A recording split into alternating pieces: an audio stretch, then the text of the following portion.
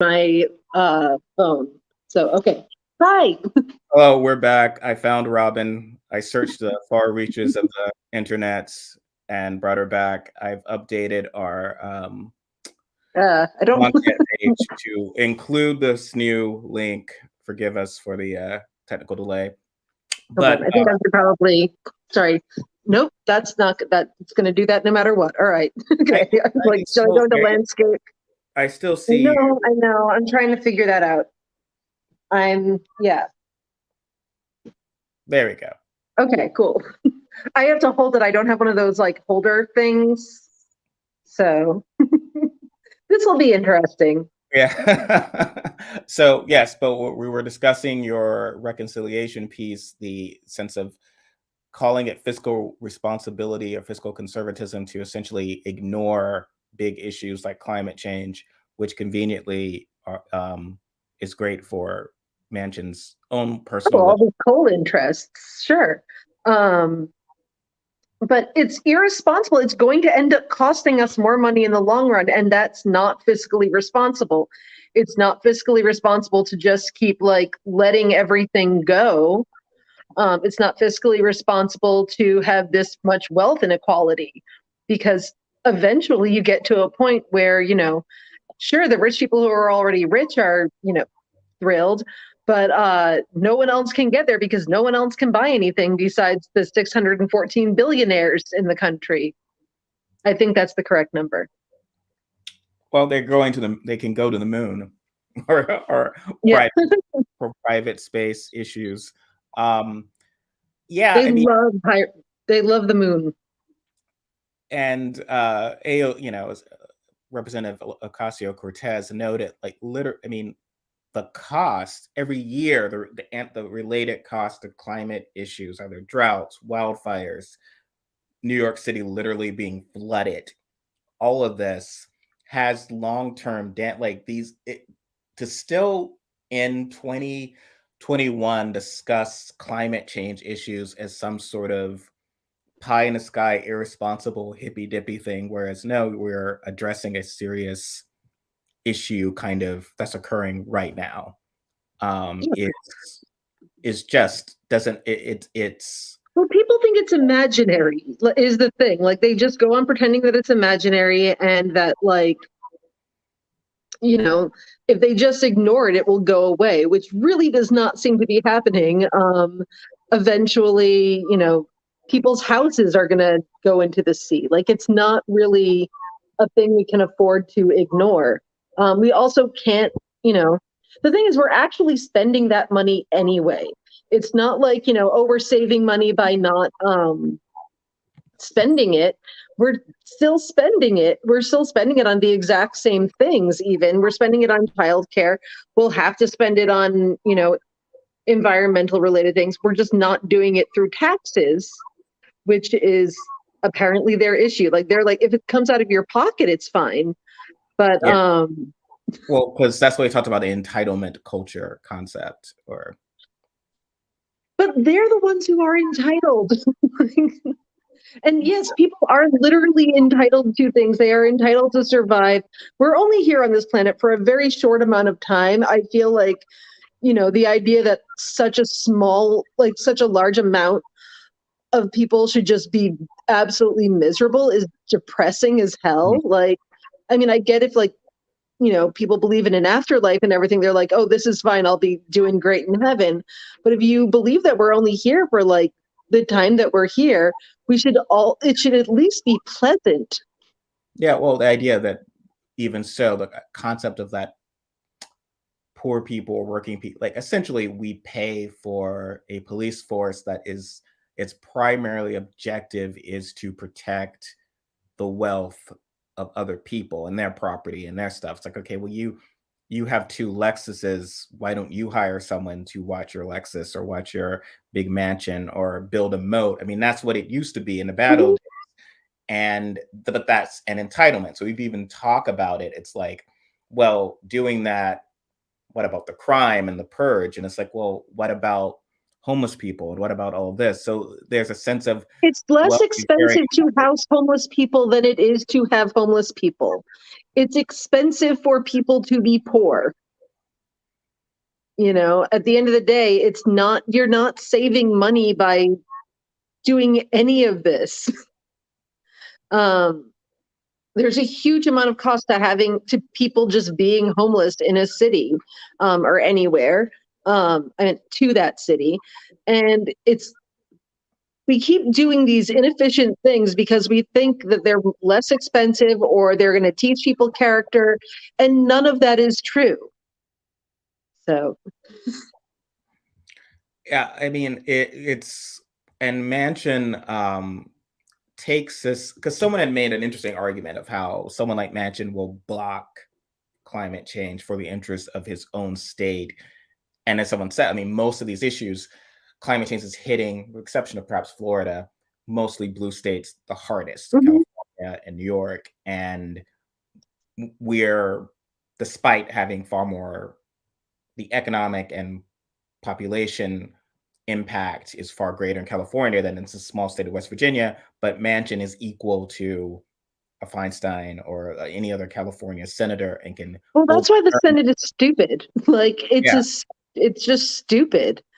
It allows people from sparsely populated states to control those in largely populated states, and we're all just people, is the thing. Like, I hate the whole idea, that they're like, oh well, these people in this state have completely different interests than the state right next to them. And as far as import export stuff goes, I get it, but I also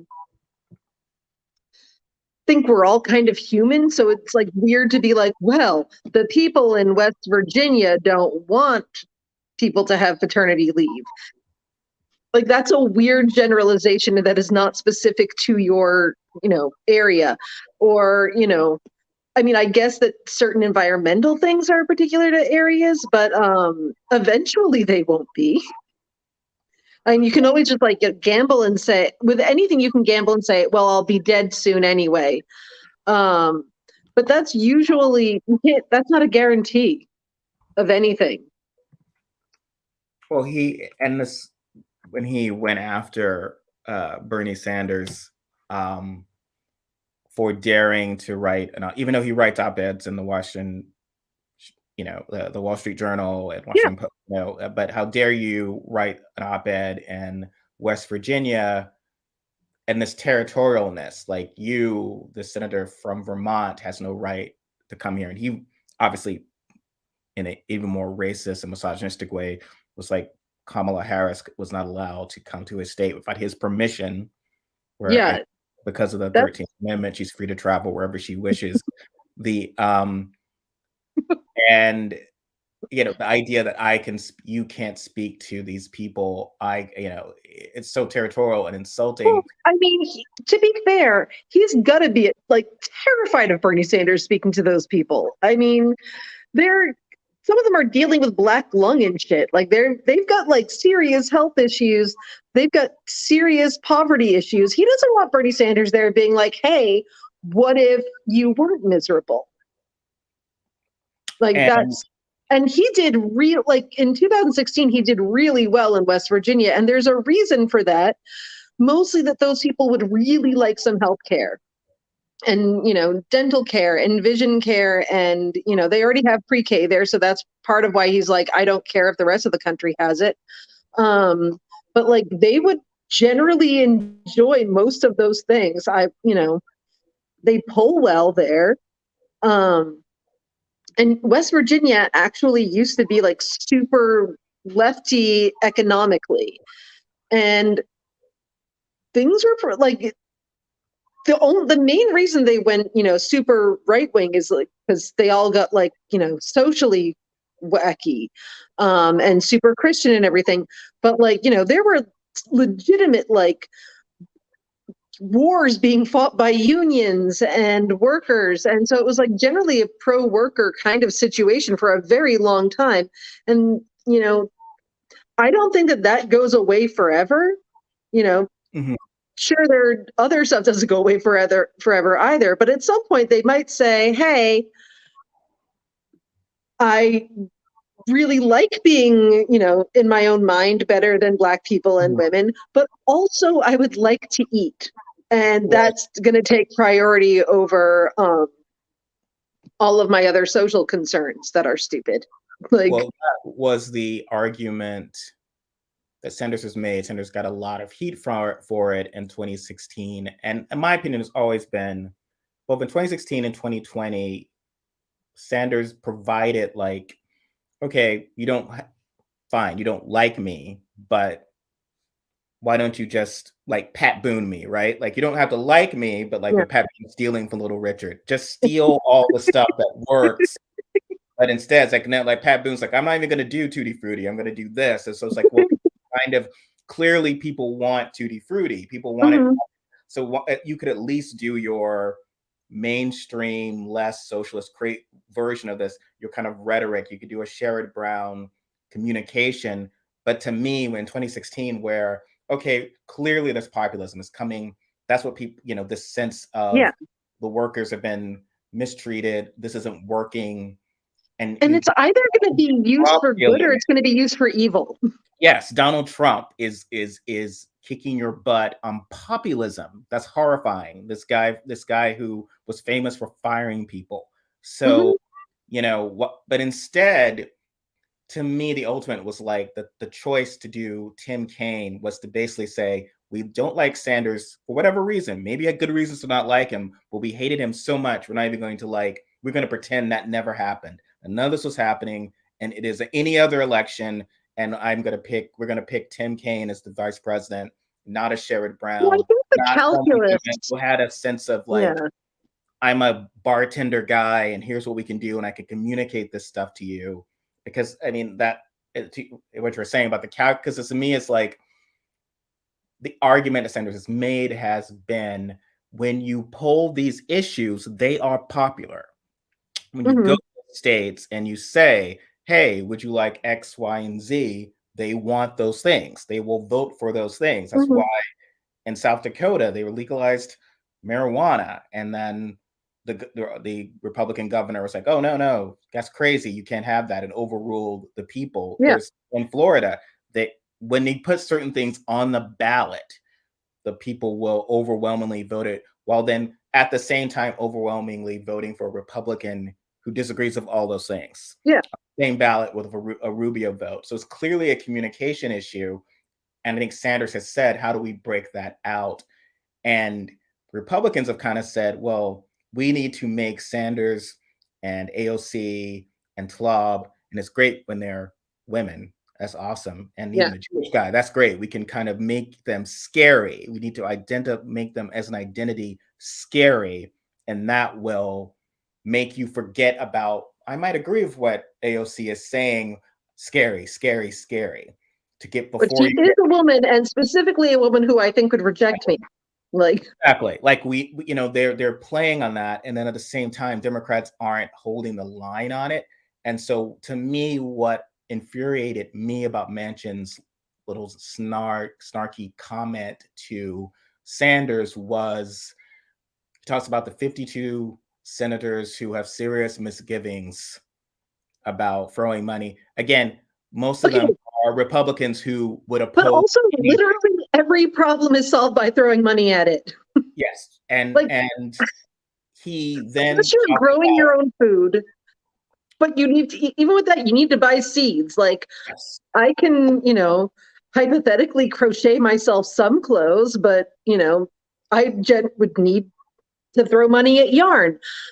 There's no problem that isn't solved with throwing a little bit of money. Setting money on fire is a bad idea, but often money is the solution. As someone who works in theater, you can have the best, the high. There's only so much you can do with a great vision and great willingness if you've got $8. It's like, you've got $8 for this.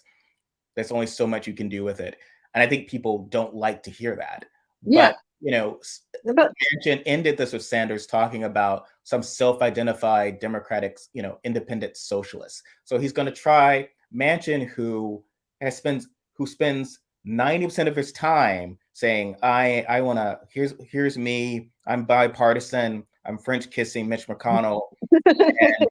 But Sanders isn't a real Democrat, even though, like, you might find him annoying if you're a mainstream Democrat, whatever, but he's voting for Democratic policies And like he's like 101%. objectively doing a lot Yes. to get Biden's bill passed. Well, Like, and it's it's not Biden's his bill. like It's that. Just, it's infuriating because, and the media is letting it happen, and Democrats letting it happen.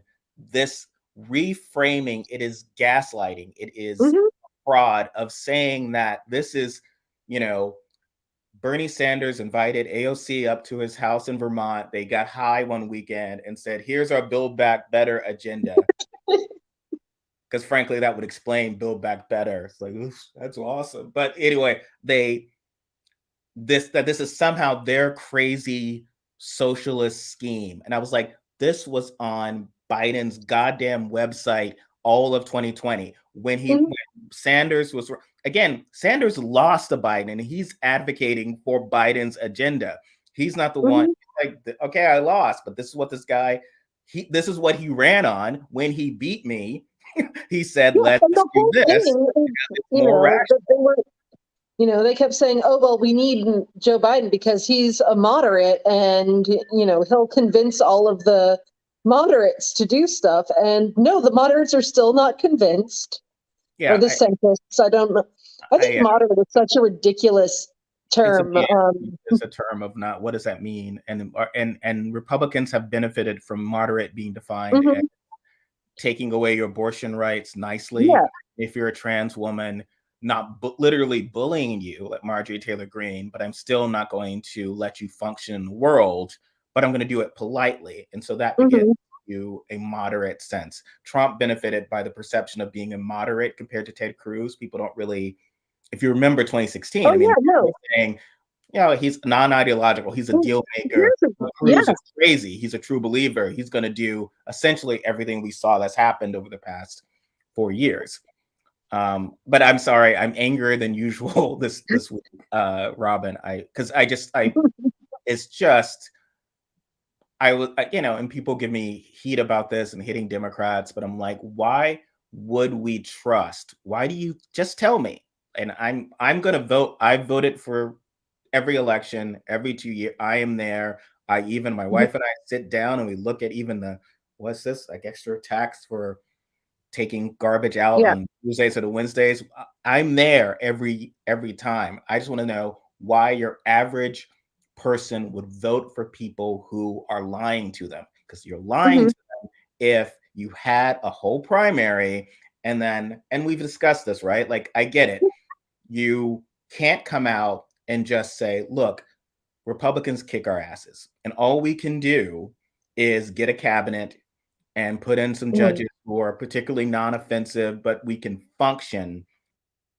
That's all we can do. No, you want to say, here's stuff that we can do, and you're annoyed that Sanders and Warren have ideas, because you can't just essentially run on what to me, and people hate that term, is a conservative platform. It's no longer freedom. You're no longer a John Brown radical to say that I should be able to own property. That's kind of an understood thing. So if you're like, no slavery, we're progressives, it's like, well, that's kind of been an issue. Now, abortion rights, that's the status quo, that's protecting it. And when anything beyond that, you're just like, we're just powerless to do anything. All we can do is keep the wolves out the door. And what's been fascinating to me is when they will then say, the most common annoying defense is like, well, it's very easy to not do anything. So Democrats want to do stuff that's hard, and Republicans don't. Mitch McConnell just wants to stop stuff, and that's easy. And it's like, well, have you been paying attention? Not really. It's actually really hard. And he reshaped the judiciary.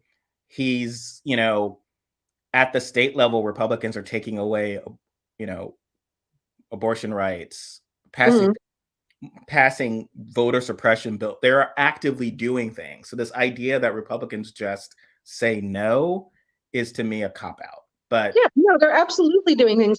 And here's the thing, people like it actually is so much harder to take things away than it is to give them. It really is. There's a reason why Republicans still haven't been able to get rid of Social Security, and that is because people like it. They don't even want to touch it. Um, Democrats, I think, need to realize that like their policies actually are popular. And I think they have, people have this idea that, you know, they elected Biden, but they wanted someone even more conservative than he was. Like, they're like, okay, that's fine. But, we actually don't want any of these things that he's running on. And I think that's sort of the theory that Manchin is putting out there. Um, but they had to work really hard to tank Bernie. Like they did. Like there was a lot of effort. It was impressive, and I get it because they really thought that he was going to lose. But like, I mean, my God, the all of a sudden, guess who's best friends with Fidel Castro media onslaught? Like, they had to put in a certain amount of effort yeah, um, and look, for to make certain and things happen the way that they wanted them to. And I get it. I get it. I don't hate them for it or whatever. Um, but, you know, people should consider that maybe, Warren and Sanders did do so well in the primary because people actually do like those ideas and would like their lives to be less miserable. yeah. Well, and Warren was taken out because he was like, well, how are you past all of this? Here's Mm-hmm. my idea that is more reasonable, which was what Biden and Buttigieg and all those. And to me, that's the issue. If you want to run and just say, look, come on, we can't do anything. We're broken and battered. All we can do is like, you like voting, ladies? Like, we can probably do that. I It's mean, like, well, and granted, we're you are doing this thing where it's like, failing to get on yeah. It that. shouldn't be like the choice between The Handmaid's Tale or nothing. Like that shouldn't be like, so do you want to wear these outfits and have no rights, or I like, or just deal with whatever we have now. Just take whatever we've got, whatever Don't ask for more than that. Um, as long as you're not wearing the outfits, you're okay. Everything's fine. But aren't they failing even in that though, Robyn? So you're even Yeah. it's like, okay, Well, well, they're not even you keeping won't up with even the rate. you won't So mute the filibuster to protect abortion rights and to protect voting rights. So even it's like, because as I've often said, and this annoys people, Democrats have become the ones standing at thwart history saying oh, stop, absolutely. because it's to there is this idea that Trumpism and this movement is the past. It is the future. It is coming. It is what they Mm-hmm. want. It is their new world order that they want, and we have to stop it. And so, but you're not even doing that as powerfully as the Republicans have of past generations. There's no Mm-hmm. you're actively losing it. And so when imagine, what is he protecting? I'm supposed to be very grateful for him because otherwise McConnell would literally be majority leader, right? But like, well, you won't protect voting rights, you won't protect women's right, right to bodily autonomy, and you want to attack Sanders again. You want it to be that this is his agenda when it's not. And he's the actual guy, whether you like him or not, doing the team player of like, this is what Biden ran on. Mm-hmm. So we should actually, I mean, Biden was aware of Manchin's existence when he was running for office. If everyone's talking about the obstacle to progress being progressives, but no, their idea, Warren's ideas would be so crazy, we'd lose the House, which we're going to do anyway, all this sort of stuff. But no one ever said during this, well, we've got this senator in West Virginia, we've got these centrists, and most of them will oppose my climate agenda. Mm-hmm. Warren was saying that. She was saying that people are being Yeah. bought and paid for and all of this. And then Biden and others was like, Warren is so divisive and whatever. And it's like, okay, well, when do you admit that you were, excuse my language, fucking wrong? Because Warren, now literally people are raining bags of money on cinema. It's totally everything that Okay, Warren said about here's my question though. RE, all of that money and her going to Europe for a fundraising trip as we have in the headline. What is she doing it for? Like, what? She thinks she's going to get elected, like reelected by like doing a terrible job the entire time. And then like being like, hey, check out this amazingly expensive $1 million commercial I had. There are so many special effects. We've got CGI. It's like Jurassic Park, but a commercial for me to be senator again. Like, Mhm.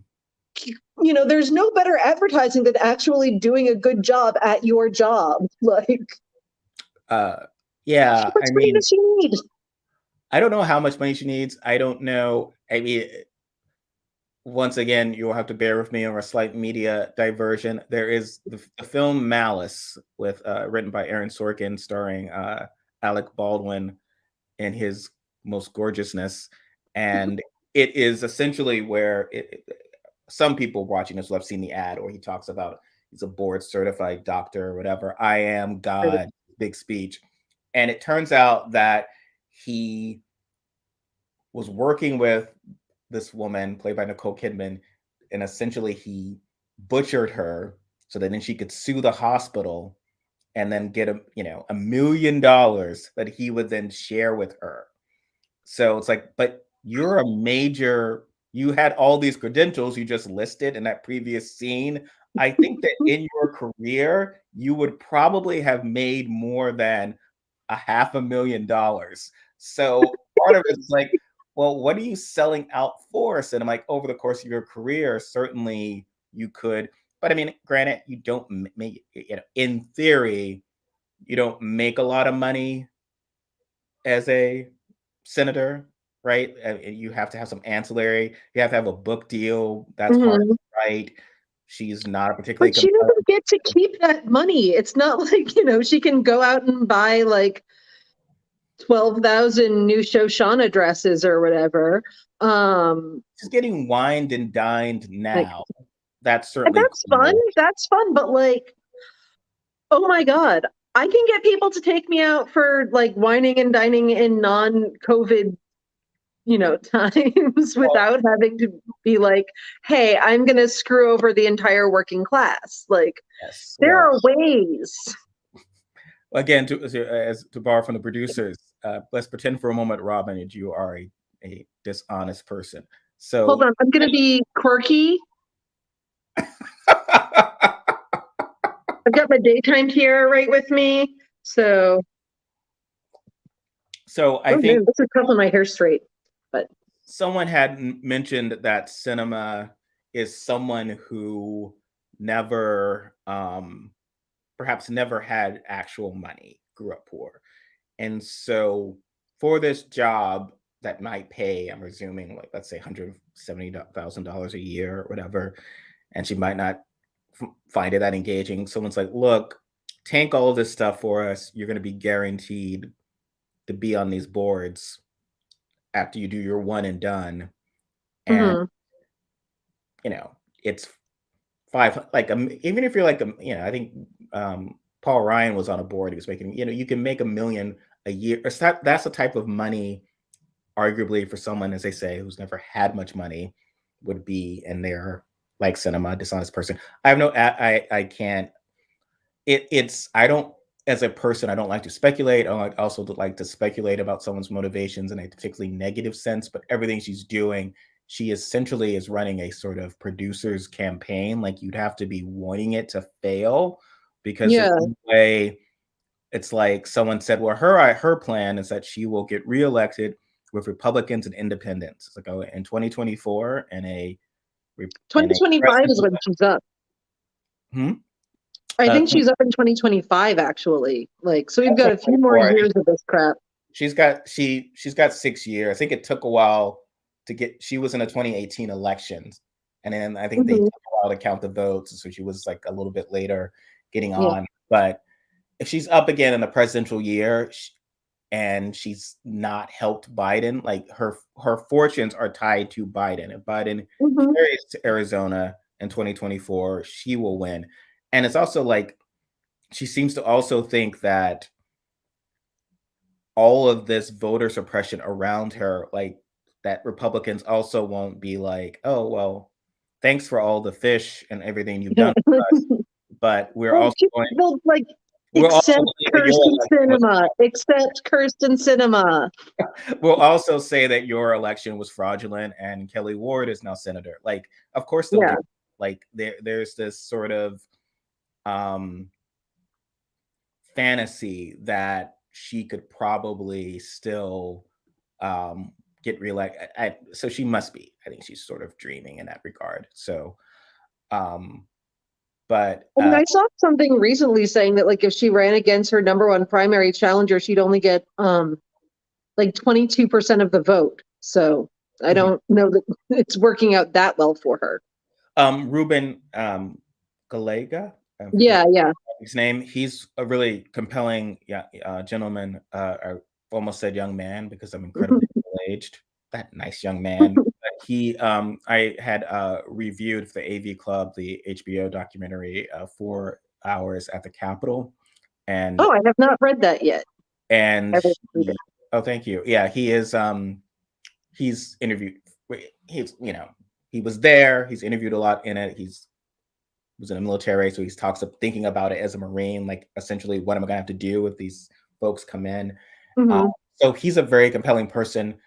He probably would like to be senator. Who doesn't? And he could easily run against her because I would not like to. Yeah. I'm sorry. I don't think I would like to be a senator. Well, if you're in the House already, like why not? So yes, but not everybody. He is because someone is like, oh well, AOC, they have this idea that, oh well, AOC can't run against her, like the Arizona version. Well, that doesn't have to happen. It could just there are other people. Literally anyone. You could be just as on the policy issues. You could be just as conservative as Cinema. You just have to be like, I won't stab my fellow Democrats in the back when I make a deal. I'm honest. You can trust my word. I'll either say, no, I'm not going to vote for this, but I need your help on this bill. I'll be upfront with you, like people like. I will, protect voting rights. So yes, I might blow up but I don't, I think blowing up this, I don't necessarily believe that giving permanent minority rule to Republicans is an inherently, moderate idea. So there are many ways that a moderate could run against Cinema and win, just to run as a Democrat or just to run as someone who's like, I'm not going to run away from my supporters. She's like not taking phone calls. She's not like ghosted people who got her elected, like really scuzzy stuff, to the point where in a TV show, a Marjorie Taylor Greene is someone you'd almost respect more because, as bad as they are, they're the person who like remembers their friends. She's terrible, but the folks who got me here, I'm still dancing with those people. It's just been like, yeah, I don't want to hear. As a senator as well, it's like I don't have time for these groups who got me elected. I mean, instead, even though it was predominantly people of color, specifically Latino, who came out, and Native people, I'm going to go and talk about our border crisis with John Cornyn, like stuff like that. That's just really repulsive. So you either primary her or she loses that Senate seat. It's gone. There's she won by 50,000 votes. It's not like there are already, I think, that many people who are not going to vote for her again. So. But one thing that I've been noticing from the right, however, is that they keep with the reconciliation bill, they keep going like, well, now we're going to have to do a civil war, and that's been, they've been really leaning very hard on that rhetoric. And I feel like I've come up with something of a solution. And I don't think that we should have a civil war. I don't even think that, they should secede. Whoever that guy is that wants Texas to secede, he should, find a new hobby. But I do think that we should give them a small piece, like cordon off a piece of land, right? where they can live according to their own values and rules for, the entire month it takes for them to realize that it is a horrible idea and that their ideas are bad and no country should be run by them. And I feel like that would actually solve a lot of our problems. Like, get a bunch of them, do a reality show. That's what it should be. There should be a reality show. A world with no labor laws, your country with no labor laws, and some kind of plutocracy or whatever. It's like that one where they were all living as Victorians. These people can all live as I don't know, whatever it is that they want to live like. Do the Ayn Rand people have like a special name in their books? I don't know. Yeah, I mean, they tend to want to not live in a world of production or where there's new people, essentially, like where there's progress or anything, and that's impossible to escape. So they're constantly running from themselves, and they're constantly trying. But someone has complained about the Electoral College for that reason. I was like, the Electoral College would only be a problem if white people weren't overwhelmingly voting for fascists. Like, rural, like if South Dakota was predominantly rural, or Wyoming predominantly rural Black people, Black voters who still predominantly vote for democratic issues, which again, that's always this is social thing. The idea that AOC and Sanders and Warren are all these very kind of crazy elitists and whatever, but then you will go to places where I grew up, parts of rural South Carolina, rural whatever, and these are people who vote 60 or 70% for, for progressive policies. Progressives, the reason you have abortion rights, the reason gay people exist is because of folks in these areas. They don't have college degrees often, and they are essentially in people. And the view is that, well, they're also more moderate because they're not woke or they're whatever. And what's interesting is like, yeah, they might reject some kind of college campus BS type stuff, but just again, if you communicate this stuff authentically, like what are you talking about these trans bills? That's not a big deal or whatever. Let it go. A lot of these folks get it. And when people try to fearmonger, they're targeting particularly white voters. And the same with like, but I mean, again, it's the gaslighting, the same gaslighting now that Democrats and the media are using to claim that Biden's agenda is essentially, AOC went in and stole his agenda and replaced it with her Green New Deal and everything. At debates, he said, I don't support the Green New Deal. I support, here's my deal, the climate deal. And AOC was even asked about it afterwards. Like, I'm okay with that. I understand. I'll lobby him for something. But instead, Manchin was like, nothing. Because whatever, no climate, no childcare, because that's throwing money. No one ever takes care of kids. That's obviously not something that we're not spending money on anyway. But we're spending the money anyway. I don't understand why they don't understand that. Like, it's not like, oh, then you don't have to spend that money. It's not like, people are going shopping for luxuries or whatever. People, it's not like we're saying, oh, we need funding for laundresses. And, sorry, I'm still really hooked on the laundress thing from that Vanity Fair article on the Hamptons people.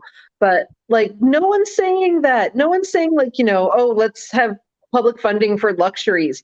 We're saying let's have public funding for things people need to function.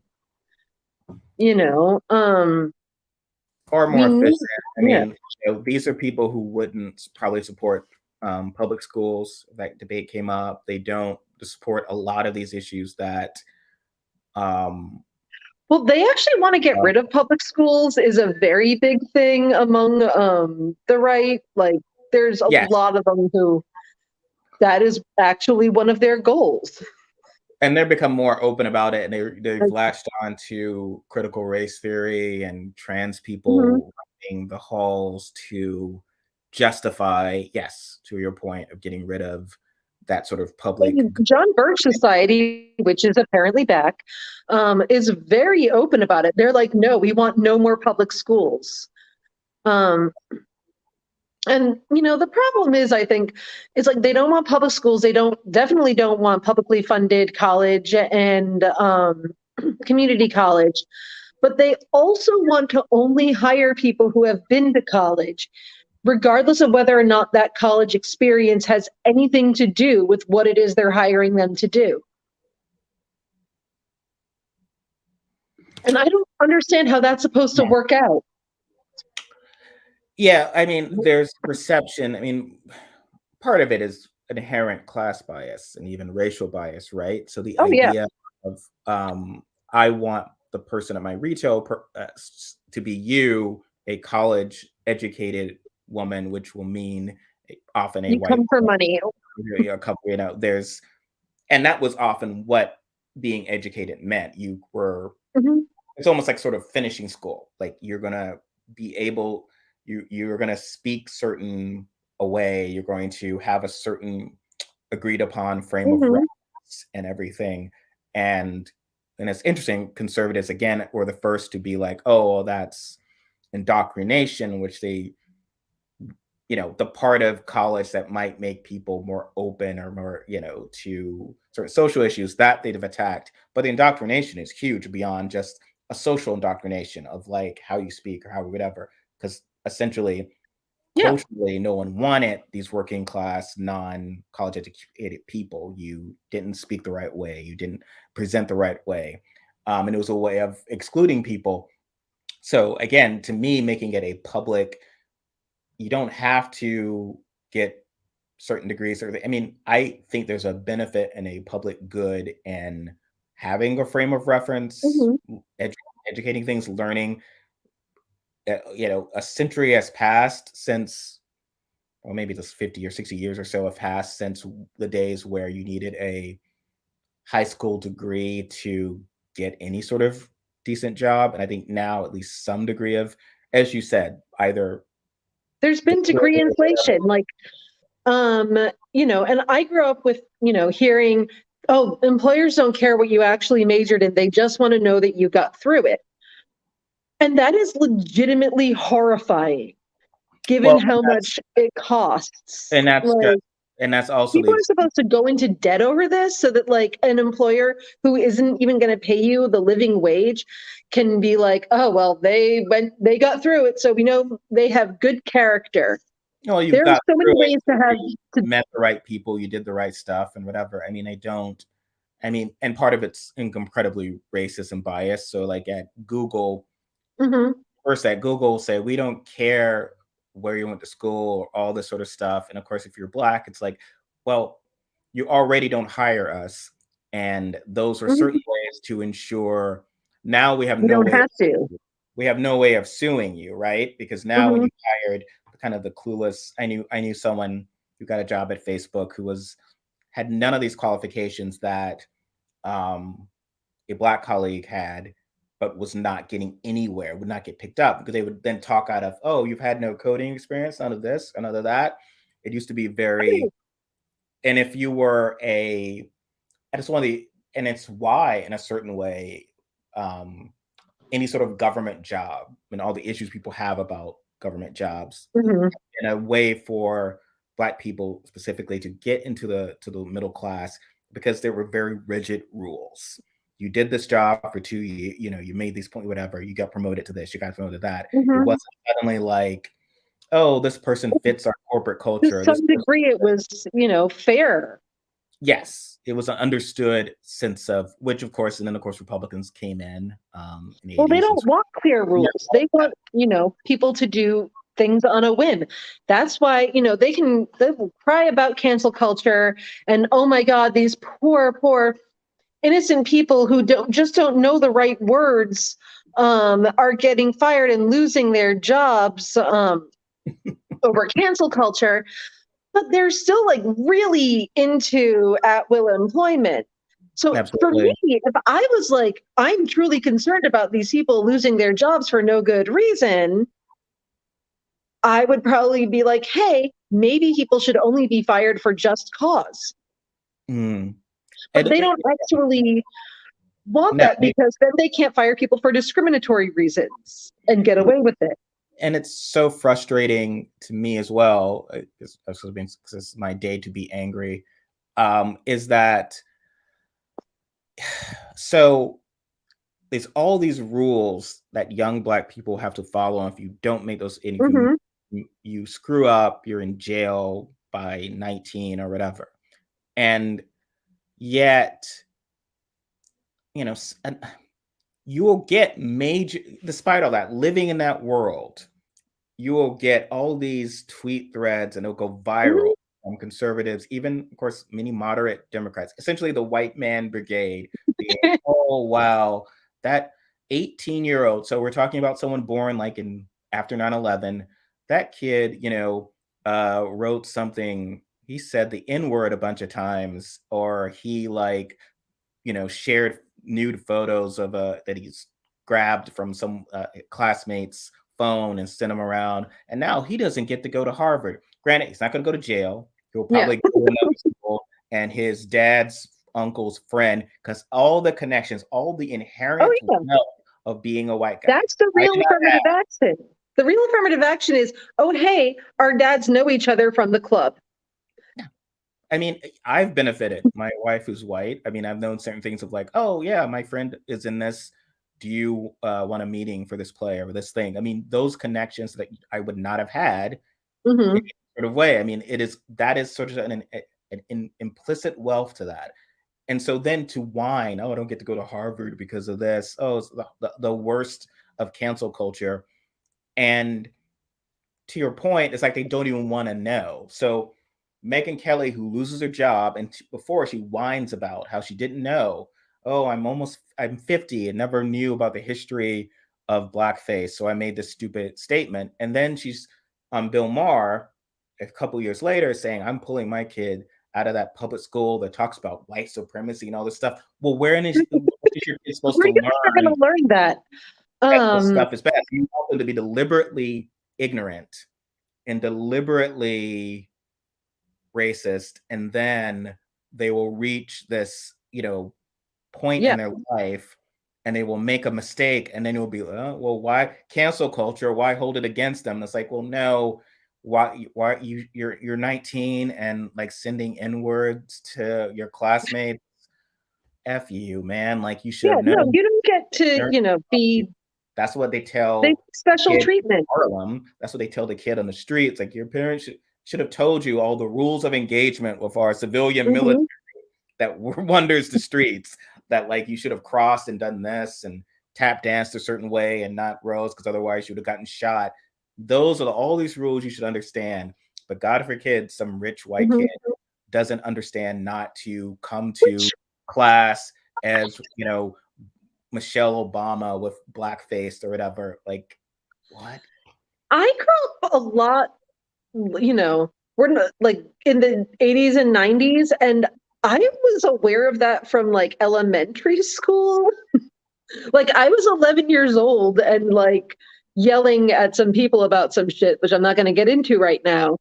Um, and it's there. I didn't have like the internet at that point. I didn't have. I'm really dating myself here, but I didn't have the internet. I had like common sense, and I was aware that like insulting people is not a great thing. Yeah. And they should, like, everyone knows that and they know it. And I'm sorry, it is impossible to have lived this long and not know that blackface is bad. Like or that you shouldn't use racial epithets. Like no one has been living in that kind of sheltered environment. Like maybe the Amish, but even they have phones. So I don't Yeah. think even them. And they are inherently not trying to be jerks, but then they try to make it of where these jokes and these things are sort of very important to, what would we do without this humor or this gene, like Dave Mhm. Chappelle, like, I'm insulting. It's not that funny. It's not that funny. And then it's like, it's an inherently transphobic argument he then makes. It's like, well, you got to look at it from the woman's perspective. Well, trans women are women. So you're Mhm. inherently, it's like, you know, Andrew Dice But Clay also, saying, all women "Oh, are you're not the same. Like, I mean, all cis women are not the same. I'm yeah, totally like, it would not even occur to me to be a freaking turf. So I don't, it's a very small percentage of women who are J.K. Rowling it, as far as I know. well, that is his I'm sorry, she essentially, even been canceled. We discussed this, like, people are still watching Harry Potter. yeah, she's doing quite well. She's a billionaire. She's So like he's the richest lady on the planet, I think, at this point, well, close to it. I think also, I don't know if we discussed this last week, the part of comedy of like, it's beyond, it's one thing we talk about jokes, and maybe this is joke doesn't hold up or whatever. But Chappelle and some others are trying to do this whole thing of where my comedy is social commentary, in which case I should probably be able to judge you by the standards of what's on an op-ed page. And so it's like, I know now we're at a point where anyone can just post garbage without any thoughts or whatever. But that wasn't, to date myself, you didn't get those columns published and no one complained about cancel culture.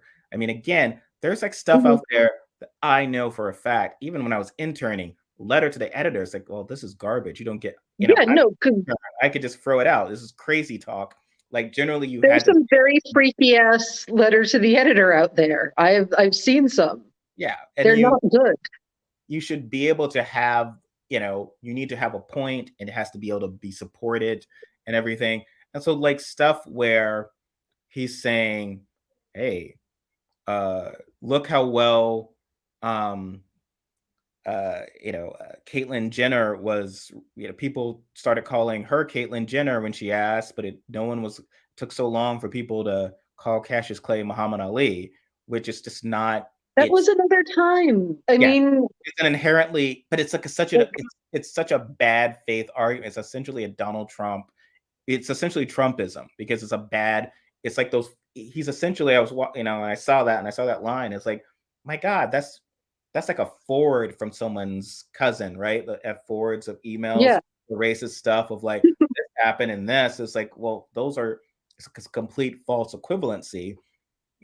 Every most reputable people were respectfully calling Ali by the mid 70s, comes to the 80s, and it was not and it was known to be impolite to do so. And I didn't know that his name was Cassius Clay until high school. Mhm. So I mean, I had never even heard that. So So to compare these issues from 60 years apart and then conflate it, and then to take a privileged white woman versus even at his wealth, and then particularly a privileged Black man from different periods, and then to make it. But that's, it is a sort of media thing with our culture, right? Because um we see so much white poverty, so we're most to kind of empathize with Trump voters, right? The new TV show is the hot, the hot TV shows would be, hey, it's that Trump family just trying to get by, boy. And then when you see a gay couple on TV, it has to be the power gay. That to be oh very well yeah, they have to be off. rich. So then you're like, well, what are they complaining about? The Trump family, they have to pay bills, and the whole subplot of the gay couple show is like they can't find that just right antique, dresser, and they have to go to like saying, so their problems are sent as very quote unquote first world. And same with trans people when they are rarely Mhm. on TV, when they're not villains, skinning women alive, they're very well off, again, like Caitlyn Jenner.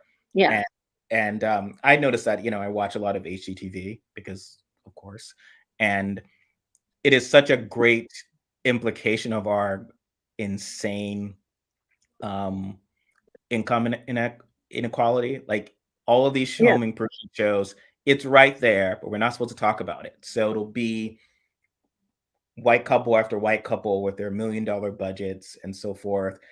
Well, what do you do for a living? Well, I'm a town crier and my spouse is knits hats or something. It's like, you have $1 million? What's going on? Or they have an actual job. Somebody explain they have $1 million, but they have, and then very on the rare occasions there's a Black couple, they have like a budget of like $50,000 in a sandwich or something, like, and it is, of course. That still seems like too much. Like, to me, that's way too much to be spending on redecorating anything. Oh yeah. But I'm also an unbelievably cheap person, and my uh, my redecoration show would be like, Oh, no, I this is spent just, $500. yeah. So they have like very, Maybe, like, I when you guess if I'm get a family, they're very, renovating. exactly, they're very not particularly well off, and it goes to that show of the sense of, it's always something interesting about that as well, because you have the couple will be in a home. Obviously, people have lived there, right? And then you see the Hmm. 25-year-old Silicon Valley lady, and she's like, I want to entertain, and I could never cook in this kitchen. And it's like, well, a woman probably cooked, or, given it, because, but someone cooked Yeah. 6 kids in this house, multiple holidays for like 40 or 50 years. I'm sorry, I Mhm. know your chef's kitchen or your chef's, but it's that disconnect of wealth and privilege. And it goes to when we were talking about when someone was like, how could I live on $400,000 in New York? I've got this and this, and I have to have, well, those are all luxuries. Having, It's expectation inflation. yeah, Um, and again, that also ties back into the whole college thing, because we've inflated, the supposed bare minimum of everything is so far out of everyone's reach. Like, the bare minimum for like rich people is, you make $400,000 a year, and you have a bachelor's degree, ideally also a master's degree, maybe a PhD, and not from an MLM. Why can't I talk? Uh, and you know, then you're sort of doing okay, but not even really. Like, are your kids going to a $90 million preschool?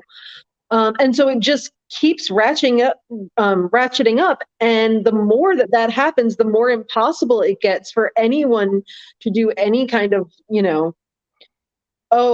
bootstrapping or whatever, because the ceiling is, or the floor really is so high, for what you're supposed to achieve in order to be successful. It's ridiculous. oh yes, And your only, expectations and your standards, and not accepting that this is in fact wealth. It's wealth to have yeah. 2 cars. It's wealth to have home, well, luxury of time. So Mhm.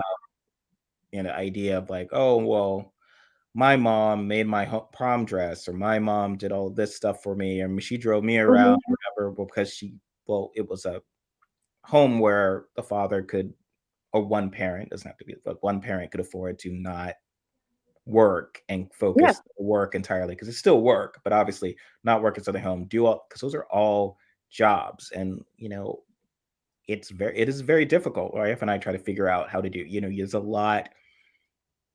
Where do you find the time if you're both working?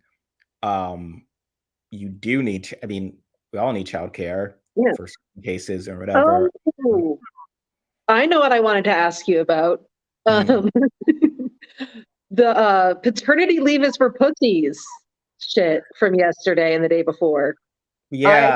As an actual father, to a human person,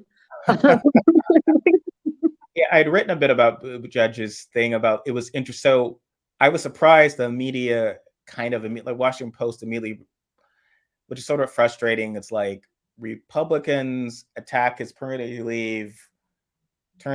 Democrats say it's like, so it's like, well, your story here is that Republicans are freaking monsters, and that they are don't really hypocrites. like their children. They're the party of family values. Yeah, As like, long as they don't, as long as they're fetuses and they never actually have to like interact with their children, that is the nanny's job. so not to fundamentally address, you don't even fundamentally address that. You just make it of like, and I always like to put it in comic book terms, only because it would be insane actually to, if you were to actually treat that realistically in a comic book, would be insane. The idea of everything, Lex Yeah. Luthor thinks that we should kill Superman. Superman is opposed. What? Like, why are you both siding this issue? Like, clearly And they could inevitably do this rather than like, again, it's a world, and I get it. I get where a lot of Democrats feel frustrated with the media on this, where because if Cory Bush mentions defund is a whole thing, and people are going to lose, like this will mean that you know these folks are going to lose elections in districts far removed from her.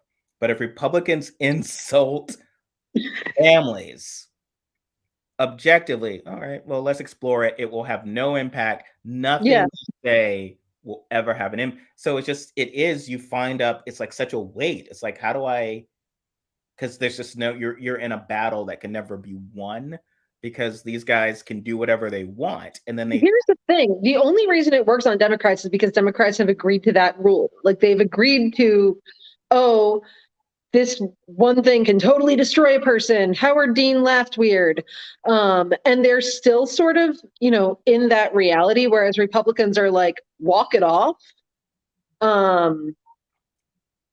And they just keep walking it off and they face no consequences. well, and they're not very, and I actually feel like they're not good at act dogs, right? Because didn't they go after Amy Coney Barrett?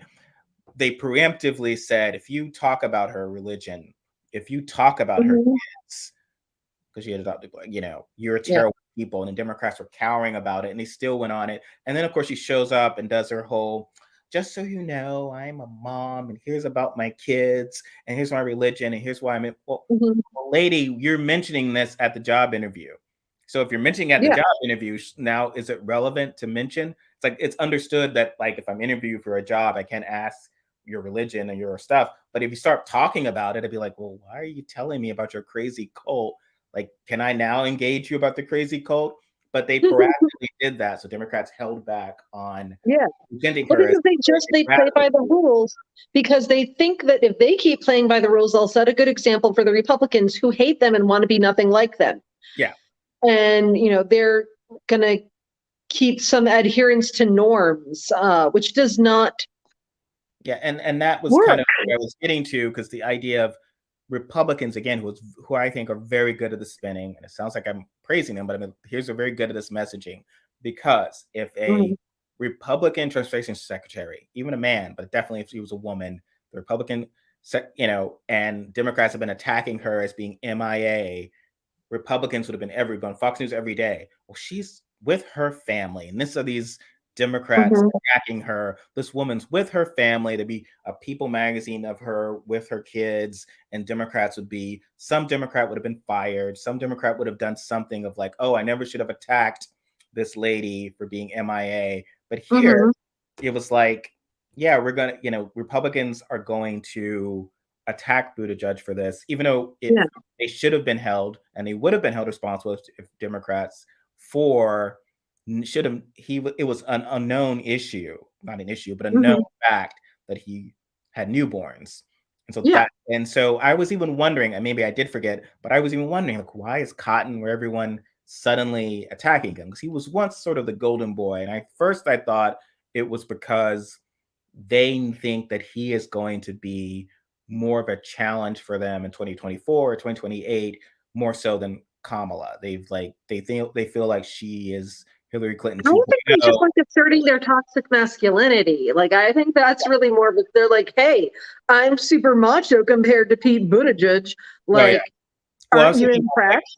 Cotton and Tom Cotton was the first who's sort of doing this whole thing of where is Buttigieg or whatever. You could be right. It could have been all about that. But they were starting to hit him as being incompetent, not being qualified for his job, which again, the media will print non-critically, right? Like, because it should come up, right? That, okay, well, Tom Cotton, it's one thing for you to object, but you were fine with Betsy DeVos. You never complained about like Trump putting his moron daughter in charge of opening the economy, like clearly stuff like that. So clearly you have no right to question the credentials of Pete Buttigieg or imply that he was, This is the thing. Even if they keep drilling them on that, they'll say like, well, that's just the way the game is played. And they leave it at that. Like, but Carlson was Tucker Carlson was hitting Buttigieg. It felt on his. It was just overtly anti-gay, right? Oh yeah, no, it was absolutely. It was Oh my repulsive. God, we've got to like. Oh, I'm super macho compared to Pete Buttigieg, and this is my time to assert my masculinity, and yell about paternity leave because you can't breastfeed, and what's his face? I can never think of his name. Steven Crowder was the Steven one who Crowder, and tweeted, then Matt Walsh. I But give people, I give but my employees paternity leave, but also paternity leave is for pussies. well, Like, didn't it seem also it came out of they took it to a weirdly absurd level because even yeah, so Carlson, it was clearly just not even wink wink, but just obviously we support families, but we're gonna imply that Buttigieg is not he and his husband are not real fathers. Like what they're yeah, doing is not something we acknowledge. But then suddenly Matt Walsh is kind of equal opportunity terrible parent. Like all yeah. fathers, even if you're married to a woman, like just help her once she's recovered from childbirth, like bail. Like why you need to be there, go to work. And It's it's just just horrible on so many levels. I can't believe that like anyone. what do you need to do? And it's just like, well, literally sometimes help her go to the bathroom. Like that's literally my wonderful thing is I will hold the baby for a while. You do that, but like Yeah, literally my holding the baby right now allows you to urinate. Like yeah, that's the type of how those first few months are. And it's longer than even most paternity leaves. We're talking about 4 or 5 months. I was fortunate because my wife's an attorney. I'm a hmm writer. I write from home or whatever, and you yeah. can pauses and projects. So I kind of was the primary caregiver for my son for 4 months. And I will say and I don't go into this post because it's such a personal thing, but like, you know, I am much more closer to my son and more confident in my ability to be a parent because I did that than if And I that's awesome. because like there's a point where my aunt had passed away a few years ago and my wife was in the middle of a deal and it's like well I was like I'll go home and I went with my son and we were traveling alone but it was fine. I had it. It's a 3-year-old. I could travel. And the idea, if you had asked me 4 years before, would you be able to travel alone with a 3-year-old? It's like, you out of your mind. It was like, but that type of thing, I can take care of my son alone. And I do know, not to cast aspersions on folks, but I do know a lot of fathers out there who can't, who like their wives can't get away for my wife will go away for a weekend. It's like, hey, we'll do that. I need to do a weekend up in Seattle for work. Damn, You do something, and it's that's like, awesome. watch a kid by myself. But Yeah. literally, yes, people have friends. I know people who are like their husbands are like, oh my god, you can't. I can't. You literally can't be alone with their children overnight. They can't take care of their kid. That does not shock me at all. Again, I'm Italian, so um, and that's just not that's not a sustainable. So what Matt Walsh, and he's a yeah, guy who's younger than I am, I'm sure, because almost everyone is. But so it's like it's absurd that yeah, you are describing like this 1960s. It's almost like I give you like what you're describing would have been BS with my parents. So forget like his sense of like I'm gonna bail and take off or whatever. Like I worked without paternity leave for 4 kids, and I'm perfectly bonded. You don't need to bond with your kids until they're a little older, which just isn't true. Like so much fundamentally, kids yeah. just getting used to your quote unquote smell, their comfort with you. So you're not like some Mhm. stranger coming in when they're 5 or when they're Yeah. old enough. Like, and being a weekend dad is just not.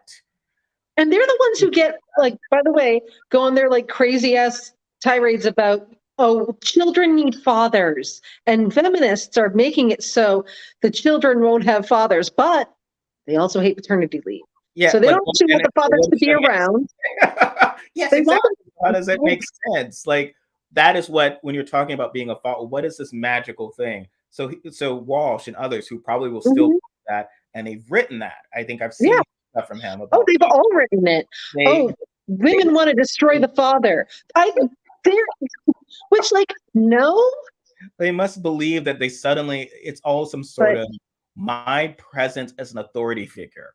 So if there's no male authority figure presence, the male kids all wind up gay and girls all wind up on a stripper pole, and that's what happens without my presence, because yeah. otherwise I'm not there. It's not My role as a father is not holding my son in Hmm. those early days and changing diapers or whatever, 'cause, that's for pansies, because I'm a Yeah. or that's absurd statements. That's not what my role is. The role is for me to be there and like throw a ball at them and then go. And I'm like, you're not a dad, you're an uncle. Like Yeah. when I have that thing, or like someone describes what they do, it's like, okay, you're not a mom, you're an aunt. And I have a friend of mine, she was like, yeah, I'm not gonna do kids. And it's like, I kind of realized I'm an aunt. I'm a damn good aunt, but I don't want to Yeah. necessarily be a mother. And it's like we recognize those are very different things. Yeah. Yeah. Like, I didn't, I just think that they'll shoot at whatever they think is a target. Like, it doesn't even matter if it has anything to do, if it's congruent with their previous beliefs. They're Yeah. just mad, and I just sort of bullies, you want to make fun of the gay guy or make fun yeah, I of mean, honestly, I think that's like the main yeah. thing that's happening with them. It's sort of the idea, and I think it goes back to what you said of how Democrats operate in respect on the rules. So when they was so shocked by the embrace of Trump, because they really bought into the idea that there was an ideology behind everything. So they look at Clinton, they looked at the Clintons, and then she was like, okay, well, he was we get it, because what Republicans say they Mhm. believe. He's a draft dodger. He might have smoked pot in college. He Yeah. looked like a hippie. His wife is like someone he listens to. And, they have a relationship, and she might come into important meetings and stuff like that. Like, this is all culturally very different than what we believe. All right, fine. That's why we don't like they don't like the Clintons. Yeah. And that's how you would rationalize your conservative, unreasonably anti-Hillary um, support, relatives. And then Bush came along, I would say would be the first. It's like, well, he was a drunk and he was in a user. Okay, well, that doesn't Yeah. concern you as much. And then Democrats really thought, well, Kerry served, Yeah, they'll so be happy with that. he will trump that imaginary rule Republicans came up with. And then the Republicans was like, well, Bush might not have served, Yeah. but you served terribly. But they swift Yeah. voted. And so, and then with Trump, it's the same thing. It was just like, there's like, oh, we don't even care. He is gonna break the backs of minorities. He's gonna show women who's boss. We love it. And Mhm. I think it is a sense of, yes, no matter I what think we people try to be the father, vastly overestimate the appeal of norms. Like, because I for don't the care. most part, like in anything, people like it when norms are broken. So if you don't, it's almost like if you don't break norms in a healthy way that is actually like sort of good for people, people end up breaking them in a less healthy way. Like, No, because yeah. people crave change, people like new. And, I mean, that certainly isn't all of it, but, you know, people aren't as like, no, we got to do things the same way forever as I think a lot of Democrats think. Well, at least no one's going to thank Kirsten Sinema for not nuking this filibuster to pass. I mean, a bill Hmm. she herself co-sponsors. So she tries to talk, unlike Manchin on that regard, she tries to talk out of both sides of her mouth. Like, I support this bill, but I won't do anything that requires passing it. And Hmm. Republicans will tell their voters, you know, you believe this election was stolen, you believe it's important that we have these voting, so we're going to pass on party line votes, and we'll blame Democrats not coming along, whereas Yeah. guys haven't recognized. For Democrats, it's like, no Republicans have signed onto this bill, that means it must be inferior or Yeah. polarizing, so Exactly. hold. And then Republicans will say, well, why Democrats are they're not trying to engage fairly, or they want to kill puppies who won't sign on to our bill. And their stuff is overtly evil. You shouldn't want to get Yeah. inside with that. They're selling, to me, it's like, how do we get to a point where we're getting beaten by the people who are kind of like, okay, new hemlock, and we're going to sell that to you. Great. And then we're like, free puppies and unicorns, and we can't sell that. We can't sell childcare or whatever. We actually literally will start referring to this stuff as ponies. And I Yeah. remember seeing Which it seeing makes me that so mad. in 2016. And I do think, and we can start to tie this up with this, but I do Yeah. believe of any relationship, who was wrong. And I present from the sense of, if you didn't like Sanders, you didn't like him coming to the party, didn't want to, whatever, fine. But I feel like there was a reaction from that of a rejection of progressivism in general. It wound up Hmm. being the same with Warren later. And I Hmm. was the ones who thought, well, they'll like Warren, and they didn't like Sanders, but they'll like Warren. The same thing. So it's sort of a rejection based on a perceived advocacy. Same with AOC, but also this sense of, we are now going to adopt a lot of Republican rhetoric about this stuff. Yeah. We're So going to take their best ideas. Just So, AOC's Green New Deal is a bunch of ponies, and mhm. like, because, oh man, all this idealism is bad and passion is bad, even though we've been beaten in repeated election cycles by the candidate who was more passionate. Mhm. Suddenly going to attack these folks on this. We're going to talk about a $15 minimum wage as being um, wanting ponies, even though a $12. And I believe it was a viewpoint that Sanders was always coming along and trying to outdo what was a mainstream Democratic position by just But they off. had also been progressive positions for like as long as I've been alive. Like it's not like Yeah, that's just what I believe like, in. yeah, they was viewed as it being deliberately trying to outbid Clinton, but irrationally. So saying, well, she was like $12 minimum wage, and he was like 15, was just to undercut her. So everything was to undercut her. Whereas, as you said, those were things that progressives had I mean, won. I started the Fight for 15 stuff started in 2012. Yeah. I know because it actually like I covered it because that was my beat at that time, and I had covered this McDonald's budget for that showed like how it is impossible to live off of the minimum wage, and 2012 is when that started. It's been 10 years since that whole thing started, and there still hasn't been any raise of the minimum wage at all, and And twelve that's dollars actually frightening. That's not okay. and $12 didn't. What I would wish that people would address was the idea that these moderate positions, it's never like, you're not going to, well, Republicans are going to support $12. And I mean, and as long as the filibuster exists, it's like, it's not. I think what's been revealed is that the issue is within your own party. Mhm. So trying to sell this idea that it's Republicans, it's Ted Cruz who's going to kill climate and all the stuff that Biden wanted, and now we need to go in an election and get new votes. It's like, okay, you're gaslighting people because you could have passed all this stuff.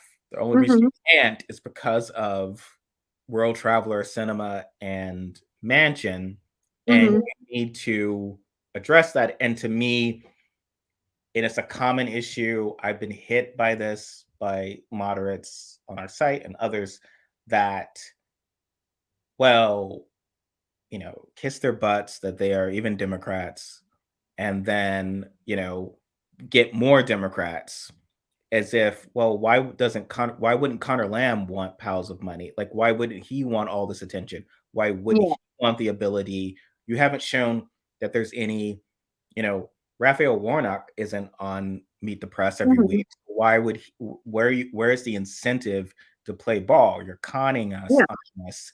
And also, like, it is within the party that's doing this. So you have to have the, someone needs to address Manchin. And so instead it's Mhm. just Manchin beating up on Sanders and calling AOC divisive while hanging out with Mitch McConnell. These are all things that are like not particularly reasonable. So I don't know. My sense with that is you've obviously, yes, it is better that Mitch McConnell's not Senate Majority Leader right now. Though on the other hand, based on how people vote, if you could say McConnell's the reason this isn't happening, go out Mhm. and get me. That's how we got the runoffs. If Exactly. if the runoffs was like, well, if we kind of push this boulder uphill, then maybe even though we have the power, we have a little bit more.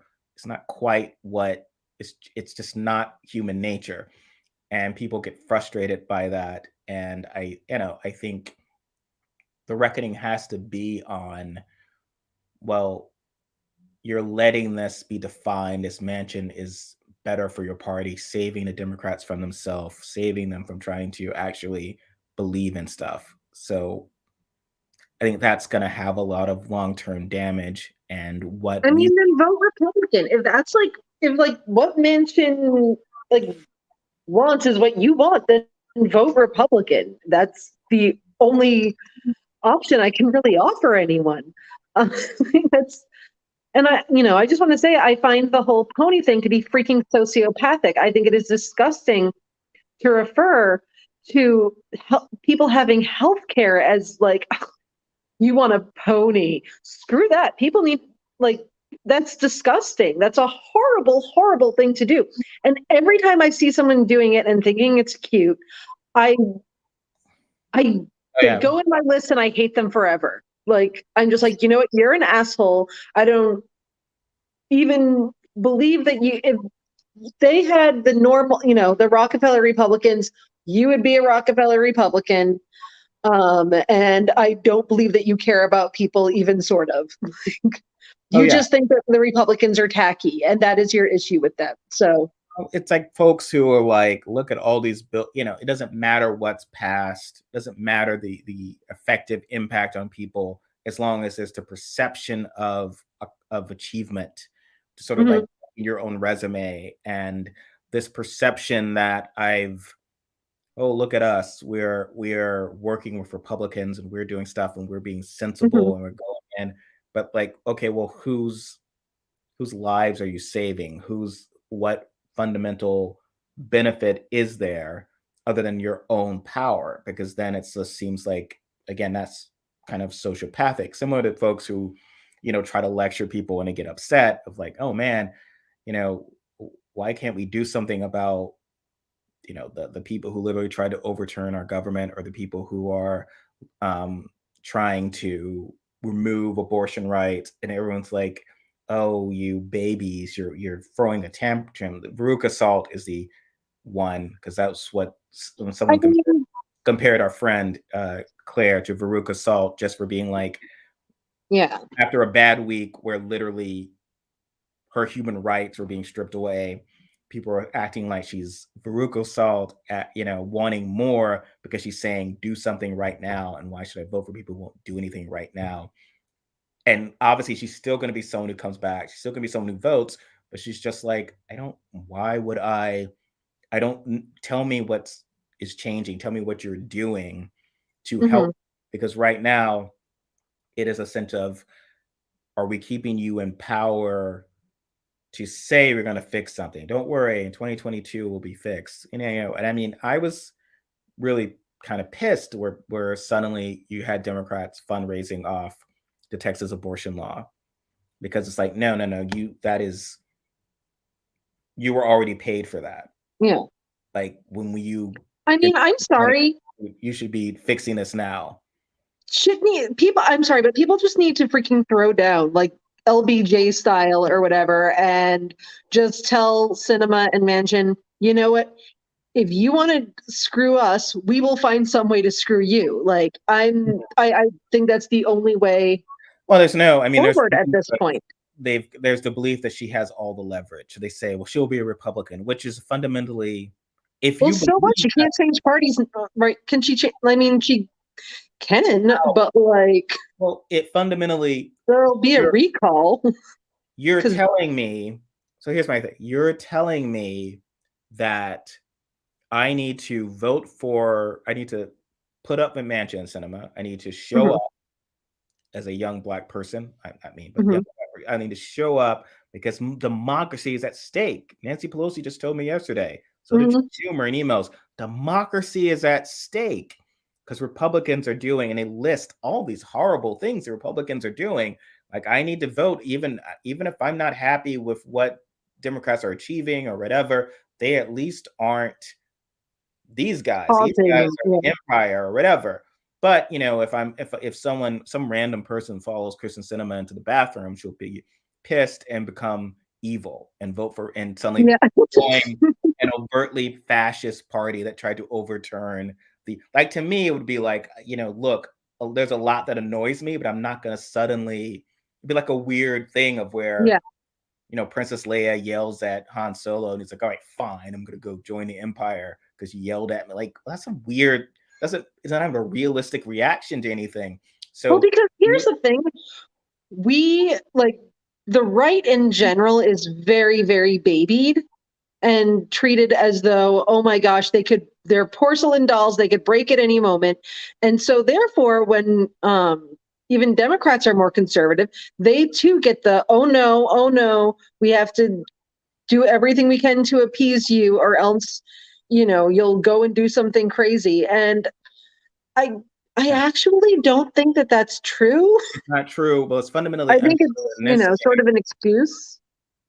because Cinema wants to be if you again, you said the Rockefeller Republic or whatever she wants to be, but that's not an option anymore. This Yes. woman only has, and I repeat this forever and I'll repeat it now. This woman, for those of us who have memories that date back for more than 4 or 5 years, only has her seat because Jeff Flake had to quit, had to not run for re-election despite his almost 100% conservative voting record, far more conservative than Sinema on abortion rights and affirmatively on abortion rights and others, because he was not fascist enough, because he did not. He sometimes said that Trump shouldn't, deal with foreign, try to extort foreign nations for his own goals, stuff like that. He's in the wilderness. He's retired early. This was a guy who probably wanted to be president. His career was ended. The daughter of Darth Vader himself, Liz Cheney, might lose her. Who knows? There's a chance she could lose her seat. They're putting in all the chances to it because she, despite her very conservative voting record, defied Trump.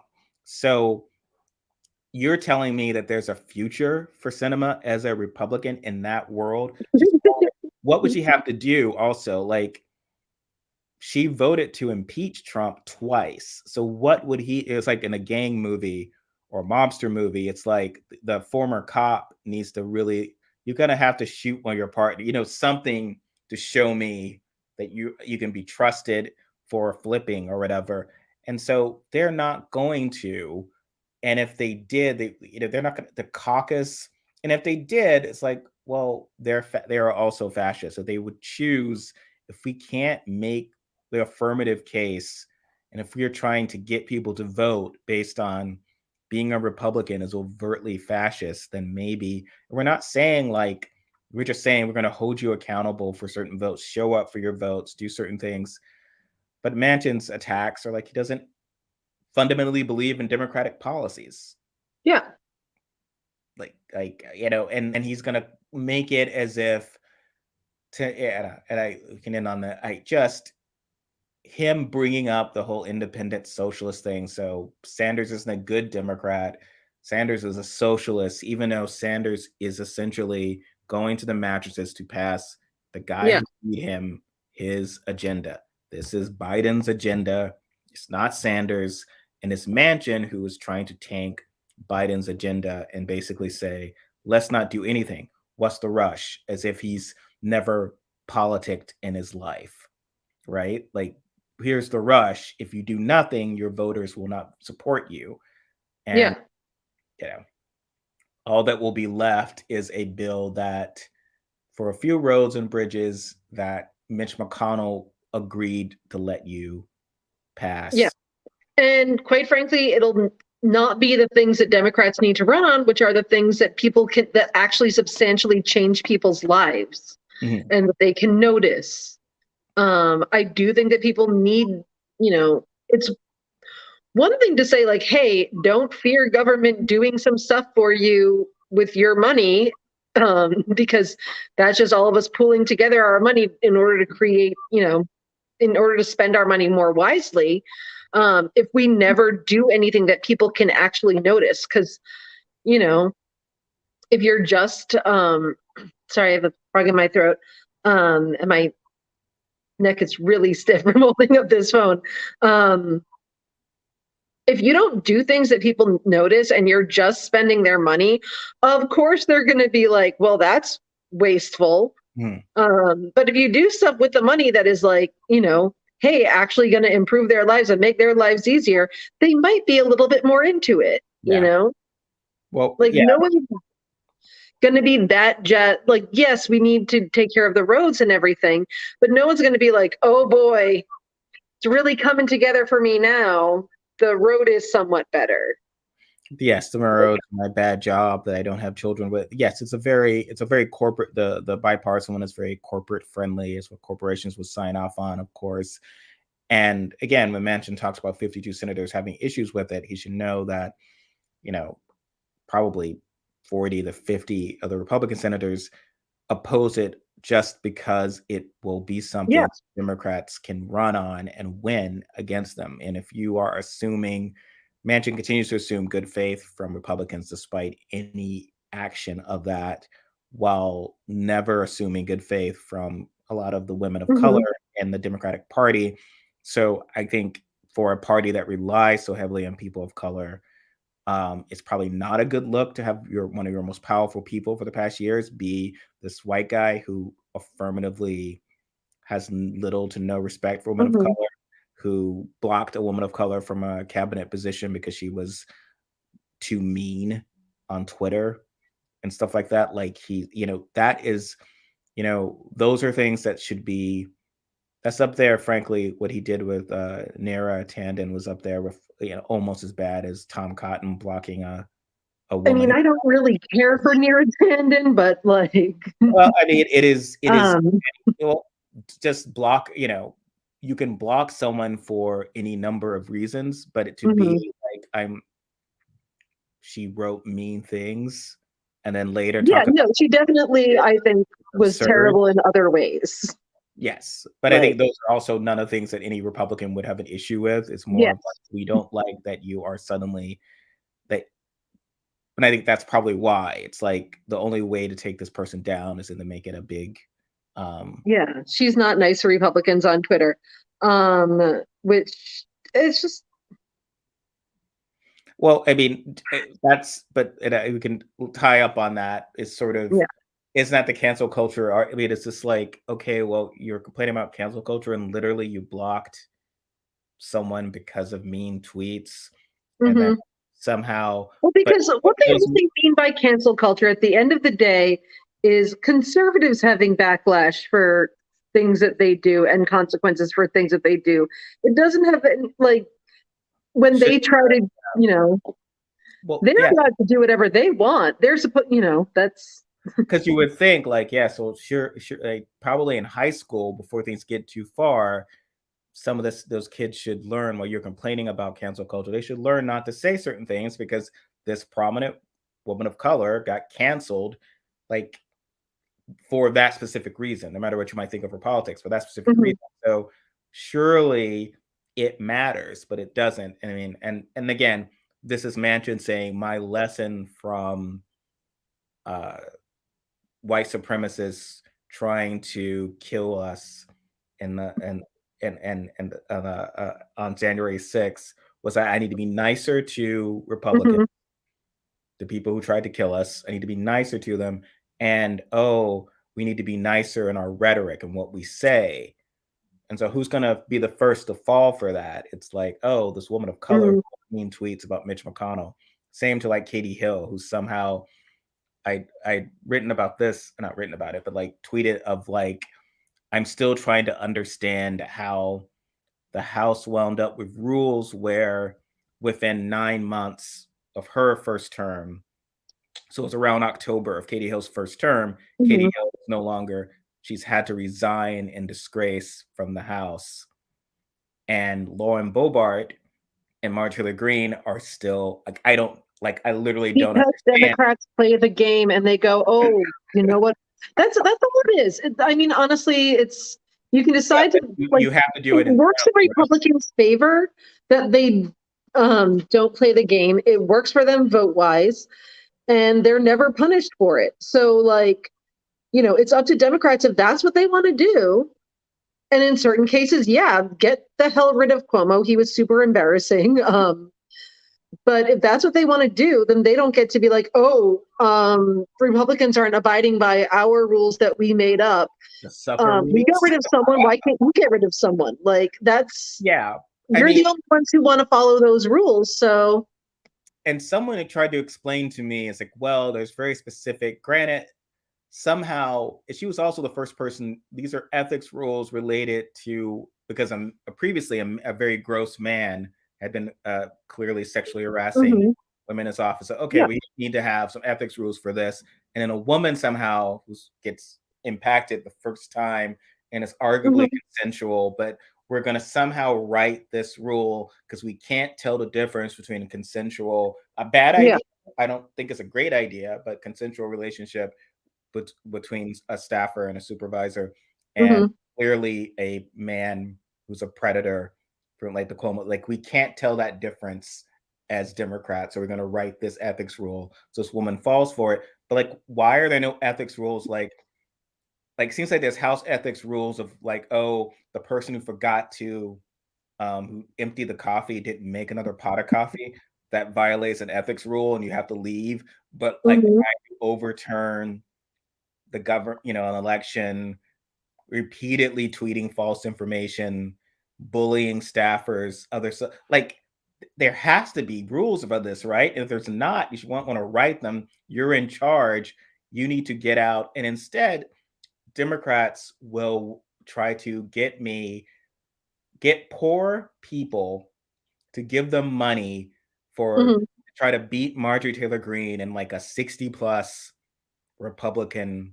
Yeah, Marjorie Taylor Greene is going to be in there for a while. She might get, you know, hypothetically beaten by a Republican, but yeah, there's not going to be a Democratic challenger beating her. I don't think.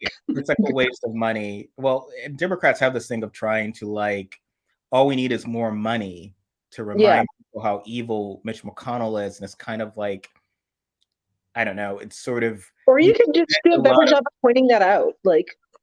Well, you also, if you spend a lot of money, like if someone thinks, oh, Broadway musicals are terrible, they're so ridiculous, all I need to do is show clips of Broadway musicals being Broadway musicals and show them to Stephen and Robyn, and obviously we'll realize how bad Broadway musicals are. Instead, we're like, oh, thank you for reminding us how much we enjoy this clip, this of Fosse and Verdon dancing. Thank you.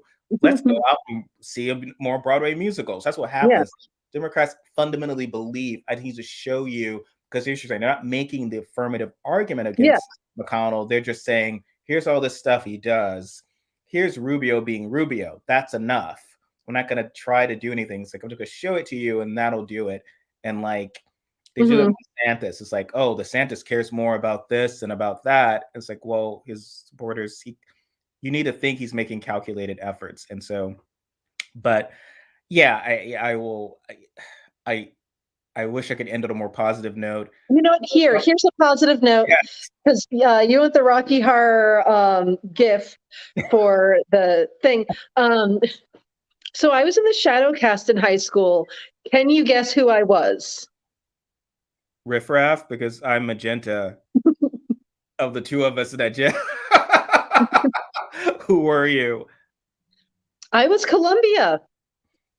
Really? I actually had very short hair. I had the same hair as Marissa Tomei in that movie you like. And I could tap dance. So in that movie you I did watched? that pole dance. It was kind of amazing. Yeah. Is there I was footage? such a cool person. Is there footage of this?